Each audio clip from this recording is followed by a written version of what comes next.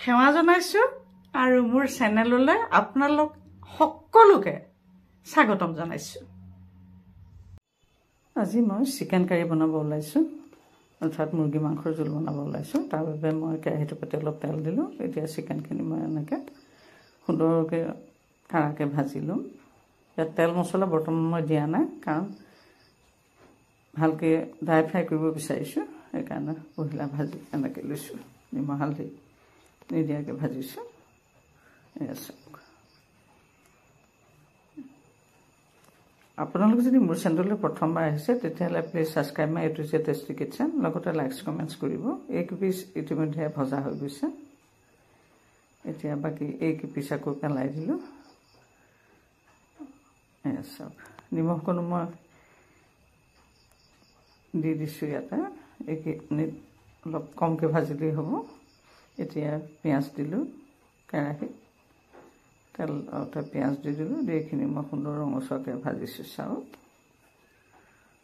এয়া ইতিমধ্যে এইখিনি ভজা ৰঙচুৱা প্ৰায় হৈছে। এয়া চাওক, পিঁয়াজখিনি ৰঙচুৱা হ'লেহে খাবলৈ সোৱাদ হয়। ইয়াতে অলপমান মই হালধি দি দিলোঁ, তাতে অলপমান চিলি পাউডাৰ দি দিছোঁ কালাৰটো সুন্দৰকৈ উঠিবৰ কাৰণে। এতিয়া এইখিনি মই লৰাই বগৰাই সুন্দৰকৈ ভাজিম। চাওক, ভাজি লওঁ।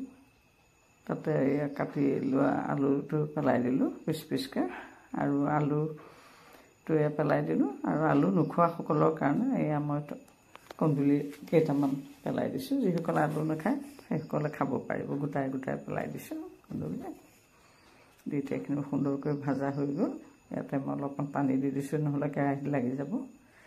এয়া চাওক, এয়া দিছোঁ। দি ইতিমধ্যে সেইখিনি সুন্দৰকৈ প্ৰায় ভজা হৈ গৈছে। ইয়াতে মই অকণমান এয়া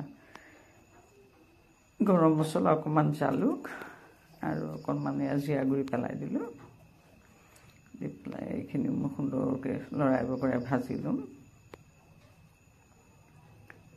এয়া ইতিমধ্যে এইখিনি ভজা হৈ গৈছে। ইয়াতে মই এতিয়া পানী অলপমান দি দিছোঁ জোলখিনি জোখাৰে।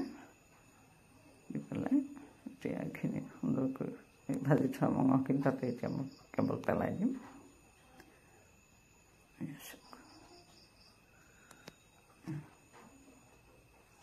এইখিনি লৰাই বগৰাই ভাজিম।